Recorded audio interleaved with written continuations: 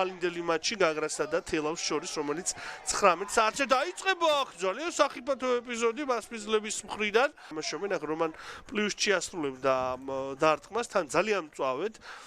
კიდევ ერთხელ განმეორებით მიეცა აქ დარტყმის განხორციელების შესაძლებლობა კი, კერესელიძე აკონტროლებდა ვითარებას. უფრო ზედმიწევნით გავიცანით მათი შესაძლებლობები, მათი პერსპექტივები და ეს პერსპექტივები კიდევ უფრო დიდია დამეთანხმებით და უახლოეს სეზონებში. ნიჩიც ამ სეზონში დილას გამარჯვებით დასრულა, რომ 3-დან 3-ვე მატჩი მოიგო გორულმა გუნდმა ამ სეზონში. აქ მოპოვება ვერც სათამაშო კუთხით და ვერც საგოლე ეპიზოდების რაოდენობით აქ ძალიან მწვავეა ეს სიერიში და საბოლოოდ აქაც გადაურჩნენ კოლხეთის მოთამაშეები გოლის გაშვებას. როგორც გარეჯმა და კიდევ ერთი ეპიზოდი იქნება და გადაურჩა სასწაულებრივად აქ გოლს კოლხეთი. რიამ დაწინაურდნენ თბილისელები ძალიან სწრაფი გოლით. პრინციპში მე-11 წუთზე გაიხსნა იმ შეხვედრაში ანგარიში.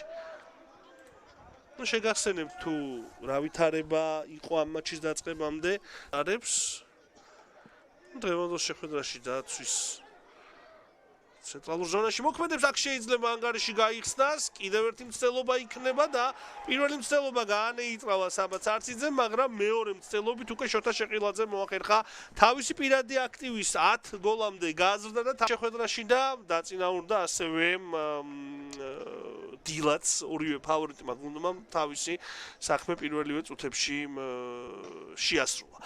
აქ აბდალა ხაიხალმა ითამაშა კარგად აქტიური პრესინგი, მერე შეყილაძის ეს დარტყმა ცარციძემ მოიგერია, მერე სირლედუძის გადაცემა და გატანილი გოლი სირლედუძემ მე-6 საგოლე გადაცემა შეასრულა ამ სეზონში. და გარდა ამისა, უნდა ვთქვათ, რომ 2 გოლის გატანაც მოახერხა.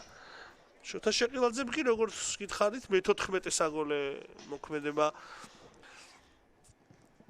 მომდევნო შეხვედრაში კი აქ კიდევ ერთი გოლის გატანის შანსი იღებენ დილას შემტევები, მაგრამ ვერ მოარტყა ვერც ერთმა მოთამაშემ. თქვენს ეკრანებზე კიდევ ერთხელ განმეორებით. არა, მას გაუჭირდებოდა ამ ბურთზე თამაში. ძალიან სახიფათოდ ჩააწოდა ფარულავა. ასევე მინიმალური სხვაობით წინ ყოფნას. პლუსჩის გადაცემა, კარგი კომბინაცია, ფაჩულია. ამაზე ვსაუბრობდი სწორედ კერესელიძე თანაგუნდელებს. კიდევ ერთხელ განმეორებით, მახვილი იყო კუთხე, მაგრამ მაინც საკმაოდ გამოვიდა ეს და მანამდე კომბინაცია იყო. პოზიცია 71 ქულით. ასევე შეგვიძლია უკვე ვთქვათ, არა, უშუალოდ ქულა რამდენი იქნება ამაზე მე შეგვეძლება საუბარი, მაგრამ მანამდე ეს შესანიშნავი გოლი უნდა ვნახოთ ოთარ ფარულავას შესრულებით 0-2 და გამოვიდა შორიდან შესანიშნავი დარტყმა. იქ იყო მცირე ასხლეტაც, რამაც რა თქმა უნდა მეკარეს გაურთულა ამ ბურთზე თამაში. კი ბატონო, იყო ნამდვილად ასხლეტა და საბოლოოდ ძალიან ლამაზი გოლი გამოვიდა. 0-2. მიუხედავად ამ ასხლეტისა, წესი დარიგით, რა თქმა უნდა, ფარულავას ჩაეწერება ეს გოლი აქტივში.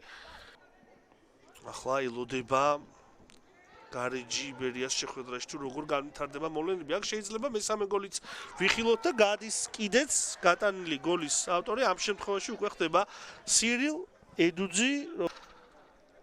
აქ აბდალა ხაიხალის საგოლე გადაცემა ვიხილეთ. არა, ხო, აბდალა ხაიხალი იყო. ედუძიმაც ყველაფერი შესანიშნავად შეასრულა ამ ეპიზოდში.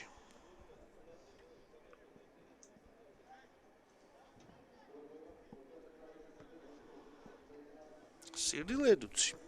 შანსი, თუმცა არ გამოვიდა სახიფათო. კიდევ ერთი მცდელობა იქნება და შეიძლება ერთი ბურთი გაყვითოს კოლხეთმა და გარკვეული ინტრიგა გააჩინოს დღევანდელ შეხვედრაში და ეს ასეც მოხდა.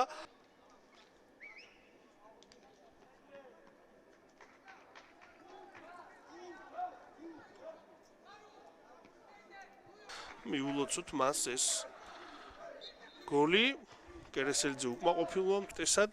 8 გოლი დაუგროვდა აბოაშვილს, მაგრამ მე უკვე ზაფხულში საფრანგეთში მესის შემადგენლობაში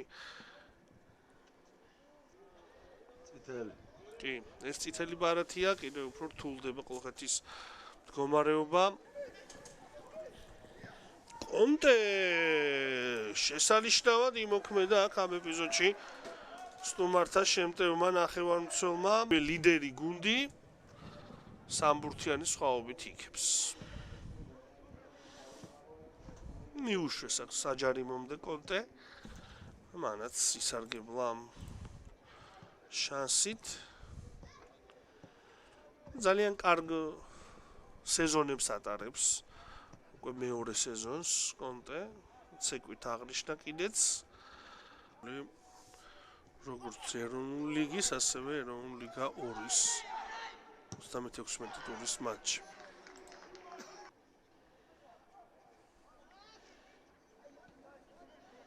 ყობახიძე ცდილობდა ბასინგას გადაცემის შემდეგ გოლის გატანას. სახიფათო გამოვიდა ძალიან თან ეს ეპიზოდი. მე მგონი გრიგალავამ მიიღო გაფრთხილება. ეს ყობახიძის ცდილობა აქაც ისიც ხეირიანი და შედეგიანი იქნება, ასე რომ რა თქმა უნდა იმედიანად ვართ ყველანი განწყობილი. ეს მატჩი კი დასრულებულია დილას გამარჯვებით 1-4